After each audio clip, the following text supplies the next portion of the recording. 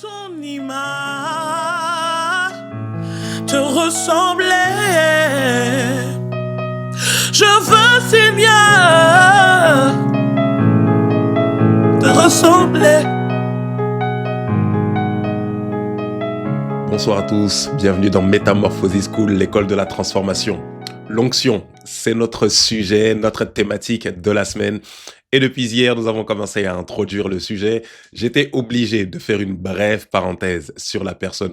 En réalité, c'est pas une brève parenthèse. On ne fait pas une parenthèse sur le Saint-Esprit, mais j'étais obligé comme de mettre l'accent sur la personne du Saint-Esprit, parce qu'on ne peut pas parler de l'onction de Dieu, de la puissance de Dieu déployée. On ne peut pas parler de capacité divine sans parler du divin lui-même. Alors nous étions obligés de mettre l'accent sur le fait que nous ne devons pas mépriser, négliger, dévaloriser cette présence glorieuse, cette présence ô combien précieuse qu'est celle de la personne du Saint-Esprit, qui est venu habiter dans nos cœurs, selon qu'il est écrit, l'amour de Dieu. Or, l'espérance ne trompe point, car l'amour de Dieu a été répandu dans nos cœurs par le Saint-Esprit. Nous devons valoriser la personne du Saint-Esprit dans nos vies. Nous devons remettre le Saint-Esprit au goût du jour, pas juste pendant une période dite de Pentecôte, mais dans notre quotidien. Le Saint-Esprit doit faire partie intégrante de notre quotidien et nous étions obligés de mettre l'accent dessus et c'est ce que nous avons fait durant notre merveilleuse session d'hier. J'espère que vous avez été édifiés. Aujourd'hui, nous parlons de l'onction. Nous allons commencer à sérieusement introduire la thématique, aller un peu plus loin et laisser le Saint-Esprit justement nous édifier. Alors, comme on parle d'onction, nous allons parler un peu du surnaturel, toutes ces choses-là, et nous allons commencer à définir tout doucement, nous avons toute la semaine pour le faire, ce qu'est l'onction, quelles sont ses caractéristiques, ses différentes facettes et surtout, en quoi est-ce utile. Rappelez-vous, c'est le but de cet enseignement, nous amener à comprendre en quoi l'onction est utile pour nous en tant qu'enfant de Dieu. Pourquoi est-ce que je dois savoir ce que c'est l'onction?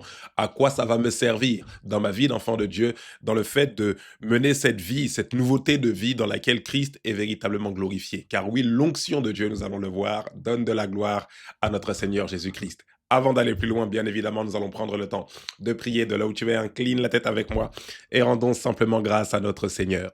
Excellent Père de grâce et d'amour, nous bénissons ton nom, nous te disons merci pour cette deuxième session, ce deuxième épisode de ce soir.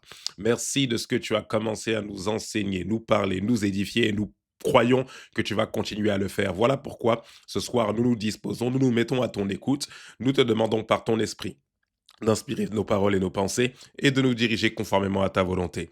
Notre part, c'est de te rendre toute la gloire et nous promettons de le faire, Père. Dans le nom précieux de Jésus-Christ, nous t'avons prié. Que quelqu'un dise Amen, Amen, Amen. Avant de poursuivre la vidéo, comme à notre habitude, tu la partages sur tous tes réseaux sociaux, sur X, sur Trend, sur Instagram, sur Facebook, sur Snap, sur TikTok, partout, parce que je sais que cette vidéo pourra édifier un grand nombre de personnes dans ton entourage. L'onction. Le sujet est donné, nous allons rentrer directement dans le vif du sujet. Mais avant, je me dois encore une fois de vous faire une petite parenthèse. Parce que lorsque nous parlons d'onction, bien évidemment, nous parlons du surnaturel. Permettez-moi en quelques mots de vous définir brièvement ce qu'est le surnaturel. Qu'est-ce que le surnaturel par définition?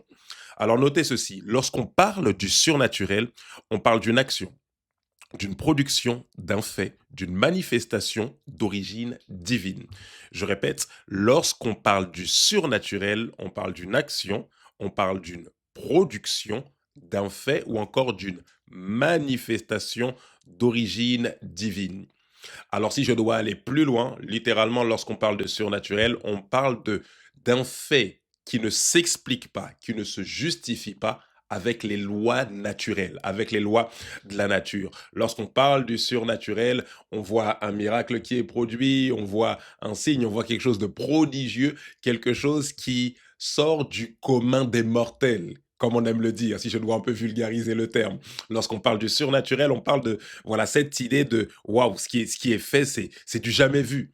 Ce qui est fait, personne ne peut faire ça si ce n'est le divin. Mais une chose qui est très importante, que j'aimerais amener à notre appréciation ce soir, vu que nous sommes en train de parler du surnaturel, c'est que tout est surnaturel en réalité. Tout est surnaturel en réalité. Pour quelle raison? Parce que si le surnaturel relève du divin et que le divin est celui qui a créé toute chose, alors tout automatiquement devient surnaturel puisque tout a été créé par Dieu. Je ne sais pas si vous arrivez à comprendre cette idée que je suis en train d'amener à notre appréciation ce soir. Souvent, lorsqu'on parle du surnaturel, on parle de quelque chose qui défie les lois de la nature. Une guérison sans l'intervention d'un médecin, un miracle, le fait qu'on arrête la pluie par une déclaration, toutes ces choses-là, on appelle un peu ça surnaturel et tout ce qui n'est pas ça, on considère ça comme naturel parce que disant que ce n'est pas surnaturel, on considère que c'est en dehors de Dieu. La chose que je vais vous faire comprendre ce soir, c'est que ce n'est pas parce qu'une chose est naturelle que cette chose est en dehors de Dieu. Parce que Dieu est celui qui a créé toutes choses. Alors je ne l'invente pas, la Bible dit ceci, Hébreux 11, verset 3, c'est par la foi que nous reconnaissons que le monde. Je vous ai déjà lu ce verset à plusieurs reprises. La Bible dit, c'est par la foi que nous reconnaissons que le monde, littéralement, c'est les mondes, pour parler de l'univers entier. C'est par la foi que nous reconnaissons que l'univers entier a été formé par la parole de Dieu, en sorte que ce qu'on voit a été fait de choses invisibles. Ou plutôt, ce qui est invisible a été comme le générateur, comme celui qui est la base ou la source de toutes les choses que nous voyons. Alors ici, ça nous emmène à comprendre quelque chose de fondamental. Ce n'est pas parce que vous voyez quelque chose de commun que cette chose commune n'est pas pour autant surnaturelle. C'est pas parce que vous voyez quelque chose d'habituel que cette chose qui est habituelle n'est pas surnaturelle. Je reformule, c'est pas parce que vous voyez quelque chose de naturel ou de normal que ce naturel ou ce normal n'a pas d'abord été créé par Dieu.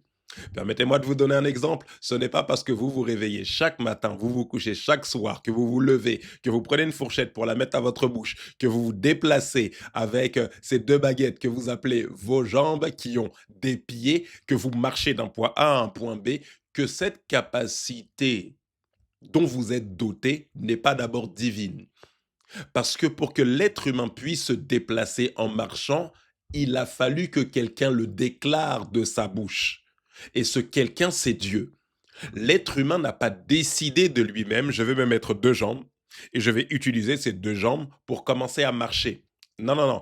Il y a un être suprême qui a déclaré, faisons l'homme à notre image, selon notre ressemblance, et je vous l'ai déjà dit, si Dieu peut se mouvoir, selon qu'il est écrit, l'Esprit de Dieu se mouvait au-dessus des eaux, pour que l'homme soit à son image sur la terre, le Seigneur lui a donné des jambes pour qu'il puisse se déplacer.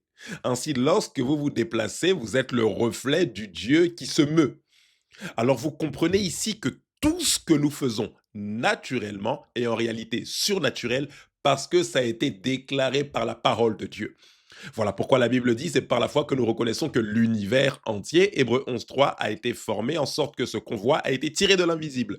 Le fait que vous voyez une personne manger, c'est d'abord tiré de l'invisible parce que Dieu l'a déclaré. Le fait que vous voyez une personne qui est en train de marcher, c'est d'abord tiré de l'invisible parce que c'est Dieu qui a créé l'homme à son image, selon sa ressemblance, selon le plan que lui a conçu. Alors ça nous amène à une réalité profonde. Et vous pouvez le noter de cette manière, lorsqu'on parle du surnaturel, en réalité, c'est lorsque vous faites naturellement ce que Dieu a déclaré par sa parole. Je répète, la conclusion de toutes ces choses, Pasteur Jean-Phil, qu'est-ce que tu veux nous faire comprendre? La conclusion de toutes ces choses, c'est que lorsqu'on parle du surnaturel en réalité, on parle de faire en tant qu'être humain naturellement ce que Dieu a déclaré, décrété par sa parole. Si Dieu a déclaré que l'homme allait marcher et que l'homme marche, ce n'est pas l'homme qui a créé la marche. Non, c'est Dieu qui a déclaré que l'homme allait fonctionner comme ça. Donc le fait qu'on voyait des êtres humains au quotidien en train de marcher, c'est pas parce qu'on le voit au quotidien que la chose n'est pas surnaturelle. Non, non, non, ça vient d'abord de Dieu, ça ne vient pas de nous. J'espère que vous comprenez cette réalité profonde. Parce que généralement, en tant qu'être humain, nous avons l'habitude d'appeler naturel ce qui est commun. Et ici, je veux fixer le point en vous disant que ce qui est naturel, ce qui est commun n'est pas forcément naturel. Non, non, non. Ce qui est commun est surnaturel parce que ce qui est commun, même votre commun ou ce que vous appelez commun, le fait de plier votre coude, le fait d'avaler votre salive, d'inspirer, d'expirer, toutes ces choses-là que vous appelez communes, en réalité, elles ne sont pas naturelles. Elles sont surnaturelles parce qu'elles viennent d'un créateur invisible. Et ce créateur invisible, c'est Dieu. Vérité numéro 2, toujours dans le cadre du surnaturel. Vous voyez qu'on est simplement en train d'introduire. Oh, je sais même pas si j'aurai le temps de tout développer ce soir, mais je suis obligé de poser ces bases-là pour que nous puissions comprendre. Lorsque nous parlons du surnaturel, dans le contexte dans lequel nous allons parler ce soir et durant toute cette semaine par rapport à l'onction, nous avons compris que le surnaturel, en réalité, c'est faire naturellement ce que Dieu a déclaré. C'est la raison pour laquelle nous disons que le surnaturel est le naturel de Dieu. Parce que Dieu ne fait rien qui n'est pas en lien avec sa nature. Il n'y a pas Dieu qui fait des choses naturelles, puis Dieu qui fait des choses surnaturelles. Non. Ce que Dieu fait de naturel, c'est surnaturel. Ça devient surnaturel pour nous quand ça défie les lois communes auxquelles nous avons l'habitude d'être confrontés. Mais pour Dieu, ça reste surnaturel parce que tout ce qu'il fait est surnaturel. Ainsi, lorsque vous marchez, comme je vous l'ai donné comme exemple, pour Dieu, ça reste surnaturel. Pour vous, c'est naturel parce que vous avez l'habitude de faire ça. Mais quand vous voyez quelqu'un qui guérit un malade, vous appelez ça surnaturel par rapport à la marche. Mais les deux, pour Dieu, ça reste surnaturel. Parce que Dieu ne fait rien de naturel. Tout ce qu'il fait est surnaturel parce que le surnaturel est dans son ADN. J'espère que vous comprenez jusque-là. Alors la vérité numéro 2 par rapport au surnaturel, c'est laquelle? Lorsqu'on parle du surnaturel dans le contexte de l'onction ou dans le contexte de notre enseignement de cette semaine, en réalité, on est en train de parler de revenir ou d'un retour à la puissance initiale de la création. La Bible dit que c'est par la foi que nous reconnaissons que l'univers, les mondes ont été formés, donc les mondes, les différentes sphères, premier ciel, deuxième ciel, troisième ciel, selon la tradition juive, nous reconnaissons que les mondes ont été formés par la parole de Dieu, en sorte que ce qu'on voit a été tiré de l'invisible. Ça veut dire quoi? Ça veut dire que pour créer l'univers entier, au commencement, Dieu créa les cieux et la terre. Pour créer les cieux et la terre, Dieu a créé sans partir de l'existant. Dieu ne s'est pas basé sur quelque chose qui existait, quelque chose de matériel, je parle ici, mais pour créer, il a créé à partir de la puissance de sa parole. Le monde a été formé, les mondes ont été formés par la parole de Dieu. Ça, c'est très intéressant. Alors, lorsqu'on parle du surnaturel, on parle de cette même puissance invisible à partir de laquelle nous opérons. Ça veut dire que appeler quelque chose surnaturel dans le cadre de l'onction, dans le cadre de la manifestation tangible de Dieu, c'est revenir à cette puissance-là qui nous emmène à discerner que la personne qui est en train d'agir, elle agit. Ça semble naturel, elle gère son foyer. Elle gère ses enfants, mais dans sa manière de gérer son foyer, son mariage, ses enfants, on sent qu'il y a comme une main invisible. Ça veut dire que il a juste imposé les mains. Mais comment de l'imposition des mains, une guérison instantanée s'est opérée? Qu'est-ce qu'il a fait rentrer? C'est-à-dire, on sent qu'il y a quelque chose d'invisible, comme une connexion invisible qu'on ne peut pas saisir matériellement. C'est de ça qu'on parle lorsque nous parlons du surnaturel dans le contexte de l'onction. C'est-à-dire que on a l'impression que la manière avec laquelle ces personnes opèrent, elles opèrent à partir de quelque chose qui ne se voit pas. Elles opèrent à partir d'un esprit qui ne se voit pas. Du reste, l'esprit ne peut pas se voir. C'est la définition même d'un esprit. Un esprit n'est pas visible, à l'œil nu en tout cas. Donc ici, lorsqu'on parle du surnaturel, on est en train de parler du fait que je suis en train de bâtir mon foyer, de bâtir ma vie, mais je ne bâtis pas à partir de quelque chose de visible. Rappelez-vous l'enseignement sur les manifestations de l'esprit. Lorsqu'on voit le surnaturel en action, comprenez quand je suis en train de dire surnaturel là, on est en train de parler d'une manifestation de quelque chose d'invisible qui a atterri dans le visible.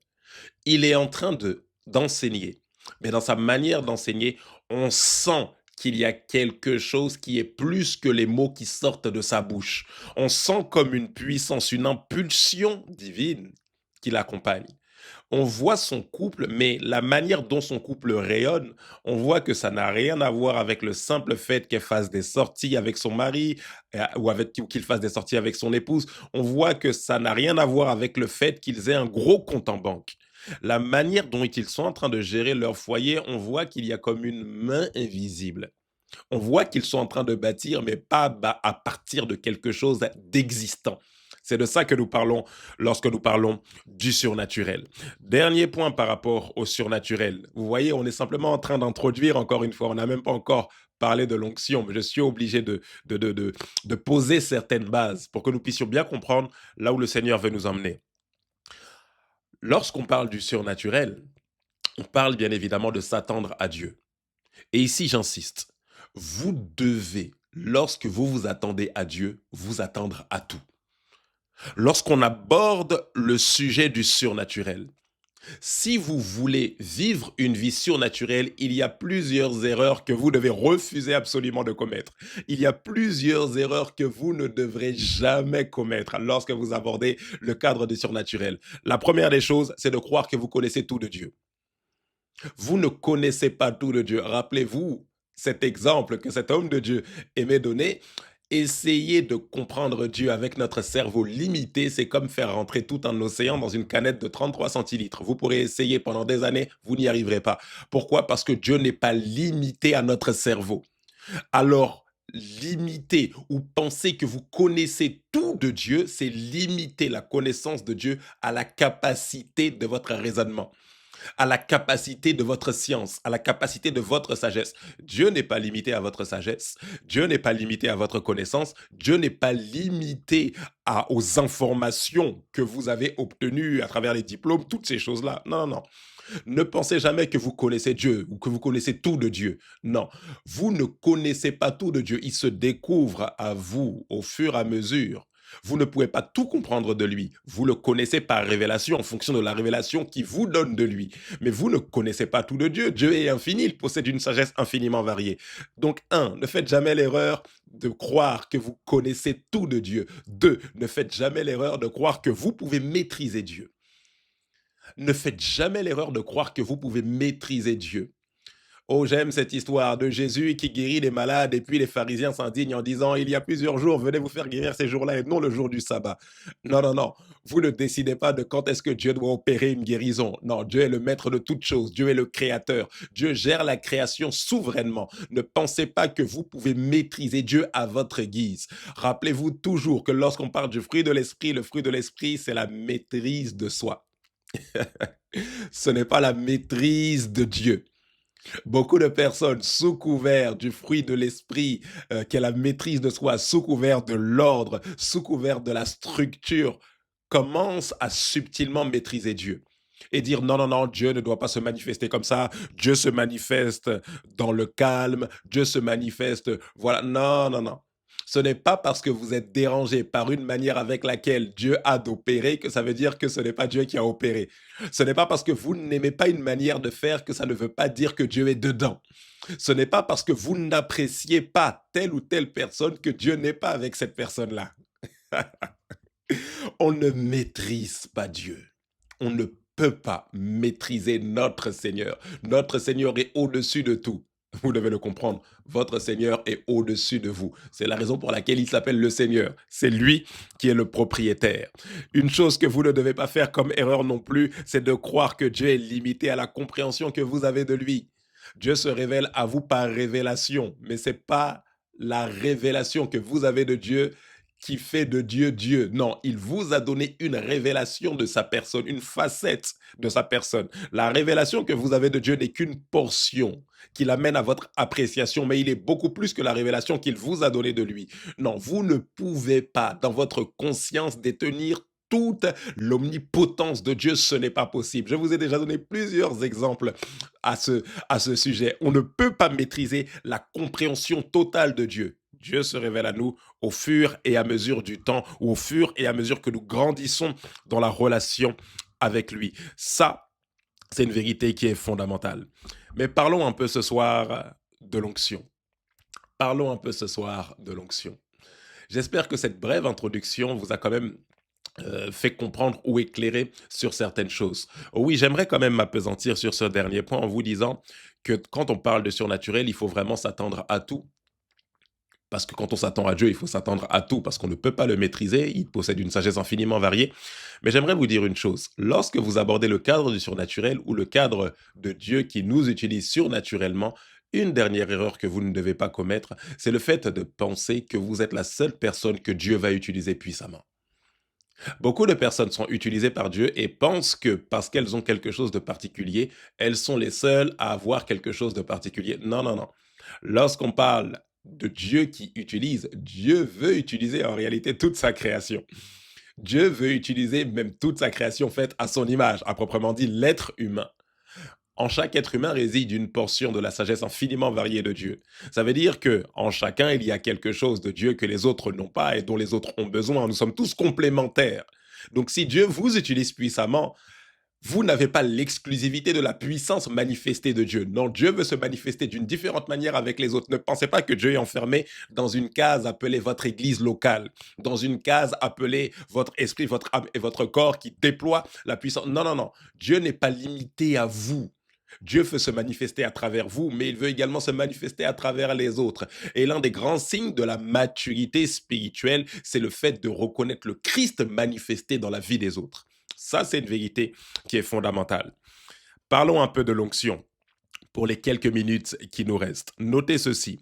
Lorsqu'on parle de l'onction, donc du terme hébreu Mishak, Mishar, Mishar ou Machia ou Machar. Donc, pardonnez-moi les érudits hébreux. Donc, Mishar ou encore Machia ou encore Machar. Lorsqu'on parle de l'onction, donc du grec charisma, on parle ici d'une mesure de l'Esprit de Dieu qui vient sur nous ou en nous pour nous établir dans une position, nous diriger ou pour nous donner la capacité d'accomplir une mission. Je répète, l'onction est une mesure de l'Esprit de Dieu qui vient sur nous ou en nous pour nous établir dans une position, nous diriger et pour nous donner la capacité d'accomplir une mission. Ici, vous avez 3 orientations par rapport à l'onction que je vous ai données. Il y aurait tellement de choses à dire sur l'onction, vous pourrez en trouver plusieurs autres ramifications. Mais ici, nous allons, pour cette semaine, nous appesantir sur ces 3 différentes orientations. 1, établir dans une position. À tous ceux qui l'ont reçu, elle a donné la parole, a donné le pouvoir, l'autorité légale. L'onction vous donne d'abord une autorité légale, c'est-à-dire un droit. Un droit. Rappelez-vous, l'accès vient d'abord avant l'onction. Le sang vient d'abord avant l'huile. On met d'abord du sang, ensuite on met de l'huile. Le premier palier de l'onction, c'est celui de vous établir dans une position, laquelle pour nous, ici, la position d'enfant de Dieu. 1, l'onction vous établit dans une position. On parle ici de l'onction de la nouvelle naissance. 2, l'onction vous dirige. On parle ici de la sensibilité prophétique. La Bible dit ceci, 1 Jean chapitre 2 verset 20, pour vous, vous avez reçu l'onction de la part de celui qui est saint et vous avez tout de la connaissance. Ou encore, vous, littéralement, vous connaissez toutes choses. Vous avez une connaissance profonde, une connaissance interne, une connaissance qui n'est pas apprise. 1 Jean chapitre 2 verset 27, la Bible dit ceci, pour vous, l'onction que vous avez reçue de lui demeure en vous et vous n'avez pas besoin qu'on vous enseigne. Mais comme son onction vous enseigne toutes choses et qu'elle est véritable et qu'elle n'est point un mensonge, demeurez en lui selon les enseignements qu'elle vous a donnés. L'onction de l'Esprit de Dieu vous donne un enseignement, c'est-à-dire elle vous donne une direction à suivre. Ça veut dire qu'elle vous apprend des choses, mais pas à partir d'informations extérieures, c'est-à-dire de l'intérieur, l'onction qui est en vous atteste que ce qui est devant vous est le chemin qu'il faut emprunter, que ce que vous entendez vient véritablement de Dieu. C'est de ça qu'on parle lorsqu'on parle de l'onction qui nous enseigne. On ne cessera jamais assez de le répéter, ça ne veut pas dire que vous n'avez pas besoin d'enseignants, auquel cas, éteignez votre télé et n'écoutez plus le pasteur Jean Field, mais ça veut tout simplement dire que même en écoutant un enseignement du pasteur Jean Field, votre cœur atteste que ce qui est dit dans vos oreilles, ce qui rentre dans vos oreilles vient vraiment de Dieu ou ne vient pas de Dieu. L'onction confirme ou réfute. L'onction affirme ou l'onction rejette. L'onction met comme une conviction ou l'onction met comme un feu rouge dans notre cœur. Ça, c'est la capacité appelée sensibilité prophétique. Bien évidemment, cette sensibilité se développe par l'intimité. Nous en avons parlé à plusieurs reprises. Et enfin, l'onction nous donne une mission. C'est la capacité divine qui nous équipe, qui nous capacite pour un mandat bien particulier. Actes chapitre 1, verset 8, la Bible dit ceci, « Mais vous recevrez une puissance, le Saint-Esprit survenant sur vous, et vous serez mes témoins à Jérusalem, dans toute la Judée, dans la Samarie et jusqu'aux extrémités de la terre. » Je termine ici en vous donnant quelques vérités au sujet de l'onction. Pour clôturer notre enseignement de ce soir. 1. Notez le talent et la compétence fascinent et tournent vers les hommes, là où l'onction façonne les cœurs et tourne vers Jésus. Je répète, le talent et la compétence fascinent et tournent vers les hommes, là où l'onction façonne les cœurs et les tourne vers Jésus. Talent, compétence, onction, les 3 viennent de Dieu, mais ne poursuivent pas le même objectif. Lorsque vous voyez une personne talentueuse, ce talent vient de Dieu. Lorsque vous voyez une personne qui est dotée d'un don exceptionnel, ça vient également de Dieu. Lorsque vous voyez une personne qui a des compétences, toutes ces choses viennent de Dieu, mais elles ne poursuivent pas le même objectif. Là où le talent émerveille ce que la personne a fait au point où on dit waouh, il est prodigieux, waouh, il est excellent, waouh, il est génial, waouh, il est tellement compétent dans son domaine. L'onction a pour vocation d'incliner les cœurs. Jésus dit, vous recevrez une puissance de Saint-Esprit survenant sur vous et vous serez mes témoins. Vous ne serez pas des témoins de vos propres dons ou de vos propres talents, mais vous serez mes témoins. L'onction manifestée rend témoignage à Jésus-Christ. Vous devez comprendre une chose, le talent et la compétence vous poussera toujours à apprécier les hommes, là où l'onction vous poussera toujours à une conversion. Je répète, lorsque l'onction est manifestée, elle nous pousse à la conversion. Mais lorsque c'est le talent ou la compétence qui est simplement manifestée, ça nous pousse à l'appréciation. Waouh, c'est beau, c'est bien fait. Waouh, j'apprécie, je suis émerveillé par ce qui est fait. Mais lorsque c'est l'onction, je suis émerveillé par celui qui a fait. Alors l'onction du Saint-Esprit n'a pas pour vocation d'émerveiller, mais l'onction du Saint-Esprit a pour but final de convertir. Vous recevrez une puissance, le Saint-Esprit survenant sur vous, et vous serez mes témoins. Lorsque l'onction est déployée, le témoignage de Christ est glorifié. Lorsque l'onction est déployée, ça nous pousse à nous convertir et à littéralement changer nos voies. Point numéro 2, l'onction n'est pas limitée aux 4 murs de l'Église. C'est une vérité qui est importante aussi.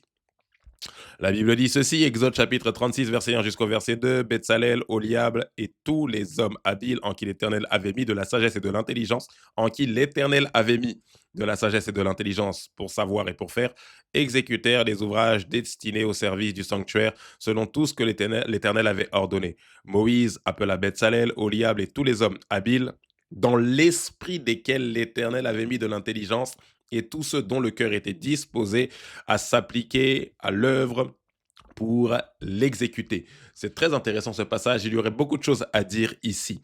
Et je suis obligé de vite passer en revue.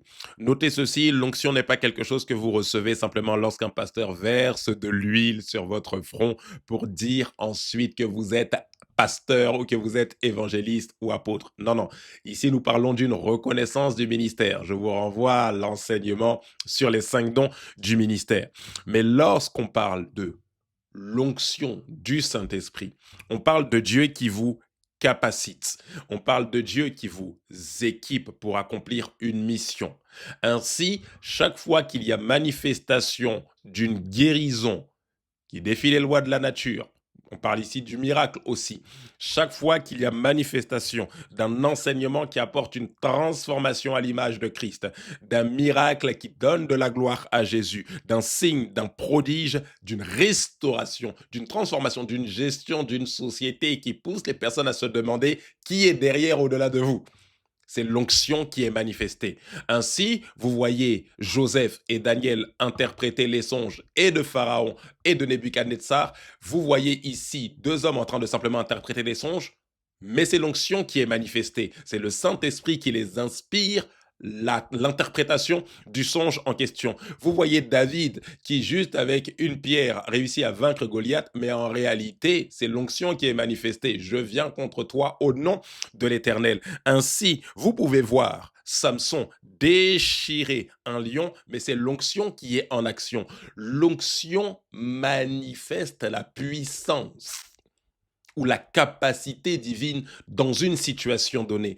Ainsi, vous pouvez gérer votre entreprise à un tel niveau où vous poussez vos employés à vous demander quelle est votre particularité et vous devez d'ouvrir la bouche pour dire ma particularité c'est Jésus et tous vos employés veulent donner leur vie à Christ au-delà de travailler pour vous. C'est l'onction qui est manifestée. L'onction de Dieu n'est pas limitée juste au fait de faire tomber des personnes un dimanche à l'église, de faire rouler des personnes, d'imposer des mains, de communiquer, de verser de l'huile d'onction dans les 4 murs de... Non, non, non. L'onction touche tous les domaines de votre vie. Point numéro 3, l'onction pour la mission Je répète, l'onction pour la mission se manifeste lorsque vous vous mettez en action. Je répète, l'onction pour la mission se manifeste lorsque vous vous mettez en action. Matthieu chapitre 5, verset 14, vous êtes la lumière du monde. Vous êtes la lumière du monde. Quand une ville construite au sommet d'une colline, quand une ville est construite au sommet d'une colline, elle ne saurait échapper au regard. Il en est de même d'une lampe si on l'allume. Ce n'est pas pour la cacher sous une mesure de grain. Au contraire, on la fixe sur tout le support et on la balance le plus haut possible pour qu'elle éclaire tous ceux qui sont dans la maison. L'onction est comme un interrupteur dans une pièce. Un interrupteur qui allume la lumière, un interrupteur qui est lié à une lumière, qui est lié à une ampoule, qui est lié à une lampe. Alors lorsque vous allumez ou vous appuyez, vous faites fléchir l'interrupteur, c'est pour que la lumière puisse éclairer la pièce ou éclairer ceux qui sont dans la pièce. S'il n'y a personne dans la pièce, il est inutile d'allumer l'interrupteur, au risque de, bien évidemment, utiliser de la lumière inutilement.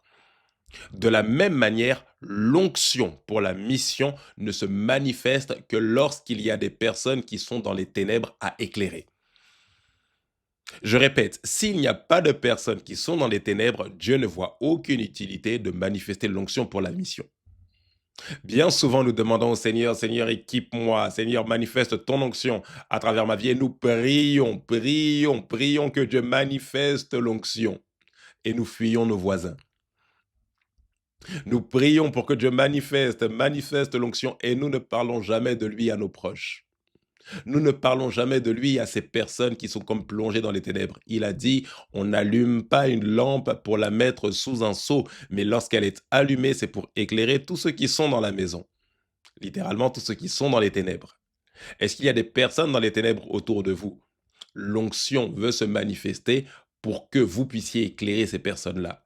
Bien souvent, lorsque nous disons « Seigneur, équipe-nous », nous voulons qu'il nous équipe pour le dimanche. Mais souvent, dans le dimanche à l'église, il y a une concentration de chrétiens. Je ne dis pas que les chrétiens ne peuvent pas bénéficier de l'onction, non. Les dons spirituels même peuvent être utiles pour l'église, doivent être utiles aussi pour l'église dans l'assemblée. Mais je dis que l'onction se manifeste davantage lorsque vous allez au front, au contact de personnes qui sont dans les ténèbres. Rappelez-vous, l'onction est comme cet interrupteur. On allume pour éclairer ceux qui sont dans les ténèbres. S'il n'y a personne à éclairer, l'onction se manifestera de moins en moins. Le Seigneur trouvera de moins en moins de raisons de se manifester. Pourquoi? Parce que bien souvent, nous restons entre lumières. Mais nous ne pouvons pas nous éclairer entre lumières parce que nous sommes déjà des lumières. Ça risque de faire un peu trop d'éclat. On risque limite d'être aveuglé par la lumière. Pourquoi? Parce que la lumière a pour vocation d'éclairer ceux qui sont dans les ténèbres. Dernier point, la manifestation de l'onction n'est pas un critère d'approbation divine. La manifestation de l'onction n'est pas un critère d'approbation divine. Nous allons prendre le temps de développer ça pour les prochains jours. La Bible dit ceci. Enfin, vous devez noter ceci, pardon, Dieu consacre tout ce qu'il va utiliser, mais tout ce que Dieu va utiliser n'ont pas forcément une relation intime ou profonde avec lui. Lorsque vous prenez la structure du tabernacle, c'est intéressant ce que la Bible dit en disant que Dieu ne prend pas plaisir à habiter dans une structure faite de main d'homme. Pourtant, Dieu demande à ce qu'on lui construise une tente d'assignation, Dieu demande à ce qu'on lui construise un tabernacle, Dieu demande à ce qu'on lui construise un temple, mais la Bible dit qu'il ne prend pas plaisir à habiter dedans. Il demande à ce qu'on consacre ce temple, qu'on consacre ce tabernacle et ses ustensiles, mais il ne prend pas plaisir à habiter dedans. En réalité, il n'y habite pas réellement, parce que son désir, c'est d'avoir une relation personnelle avec l'homme. Vous devez comprendre une chose, ce n'est pas parce que Dieu vous consacre pour une mission, que vous faites cette mission avec excellence, que ça détermine la qualité de la relation que vous avez avec lui. Rappelez-vous cette parole de Jésus qui dit, dans les derniers temps, certains diront en mon nom, en ton nom, n'avons-nous pas chassé les démons, n'avons-nous pas fait beaucoup de miracles, n'avons-nous pas fait des guérisons par ton nom, toutes ces choses-là, et je leur dirai, je ne vous ai jamais connu. Ça veut dire, à l'instant où vous étiez en train de manifester ma puissance, certes, je vous ai équipé pour manifester cette puissance-là, mais en réalité, dans le secret, il n'y avait aucune intimité. Vous n'étiez pas dans cette intimité, je ne vous connaissais pas, c'est-à-dire il n'y avait pas de lien Il n'y avait pas de liaison. Vous n'étiez même pas réconciliés. Est-il possible de ne pas être réconcilié et être en train d'exercer quand même le ministère de la réconciliation? Waouh! Est-il possible d'exercer le ministère de la réconciliation sans être soi-même réconcilié avec Dieu? Oui, c'est possible parce que Dieu cherche des vases à travers lesquels il va manifester pour pouvoir guérir. Alors vous pouvez, c'est bizarre, prêcher aux autres, sauver les autres sans pour autant être vous-même sauvé. Dieu peut passer par n'importe qui lorsqu'il veut se manifester. Pour preuve, il passe par un âne, une ânesse, pour parler à un prophète ou à un devin, littéralement à Balaam. Il peut passer par n'importe qui, païen, chrétien, il peut passer par n'importe qui lorsqu'il veut se manifester, lorsqu'il a un plan, il poursuit un but, un objectif, il peut utiliser n'importe quel moyen. Alors ne voyez jamais le fait que Dieu vous utilise alors que vous demeurez dans un péché, que vous demeurez dans une souillure comme étant un critère d'approbation divine sur votre vie. Nous développerons ce sujet durant les prochains jours de manière un peu plus profonde. J'espère que vous avez été édifiés par cet enseignement. Il me reste plus qu'à vous souhaiter une très très bonne soirée et vous donner rendez-vous demain pour la suite de cet enseignement. Que Dieu vous bénisse. À très bientôt avec Metamorphosis School, l'école de la transformation.